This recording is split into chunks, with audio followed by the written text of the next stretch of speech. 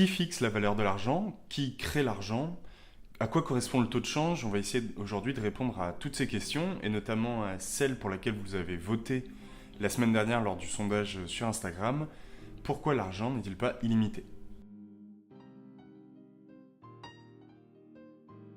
Cette question, elle peut paraître un peu naïve, mais elle est intéressante puisqu'elle aborde beaucoup de points sur l'économie, la monnaie, la finance. Et pour y répondre, je vais vous parler d'un petit pays situé au sud de l'Afrique, le Zimbabwe. En 1990, le président Robert Mugabe entreprend une réforme agraire qui vise à récupérer les fermes détenues par des Blancs pour les redistribuer aux Noirs. Les pays occidentaux sanctionnent lourdement le pays et les fermes récupérées, faute de fonds et par une mauvaise gestion, elles coulent. C'est le début d'une famine et c'est comme ça que commence l'inflation au Zimbabwe. Une inflation, très simplement, c'est quand les prix augmentent de façon constante.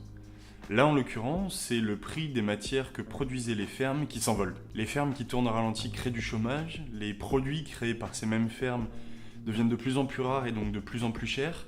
La population n'a plus les moyens d'acheter la production et donc l'argent ne circule plus. C'est l'inflation, et même en ce qui concerne le Zimbabwe, l'hyperinflation.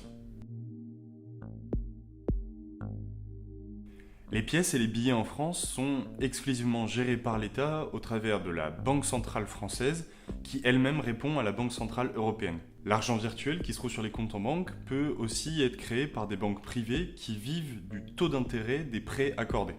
Auparavant, le volume de monnaie qui circulait dans un pays devait correspondre au volume d'or qui était contenu dans les banques du même pays. On dit que le cours de la monnaie est indexé sur le cours de l'or. Aujourd'hui, c'est plus le cas, il n'y a plus que les États-Unis avec le dollar américain qui sont indexés sur le cours de l'or et toutes les autres monnaies du monde sont indexées sur le cours du dollar. Revenons au Zimbabwe. Pour contrer l'hyperinflation que le pays subissait, qui avait créé énormément de chômage et même le départ de plusieurs millions d'habitants, le gouvernement a décidé de faire imprimer de plus en plus de billets avec une valeur toujours plus grande. En fait, pour faire face à l'augmentation des prix, le gouvernement avait décidé de lui-même faire augmenter son volume de monnaie en circulation. Mais cette façon de faire ne peut fonctionner que lorsque un pays fonctionne replié sur lui-même sans faire de commerce avec aucun autre, car toutes les monnaies ne se valent pas. Le taux de change, ça on en parle beaucoup quand on voyage. En fait, c'est la valeur de votre monnaie face à la valeur de celle d'un autre pays. 1 euro aujourd'hui vaut en moyenne 1,13 $. On dit que l'euro est plus fort que le dollar, puisqu'avec 1 euro, on pourra acheter plus qu'avec 1 $. Au Zimbabwe, en 2009, la banque centrale du pays crée et met en circulation des billets de 10 000 milliards de dollars zimbabwéens, ce qui valait 30 $ américains.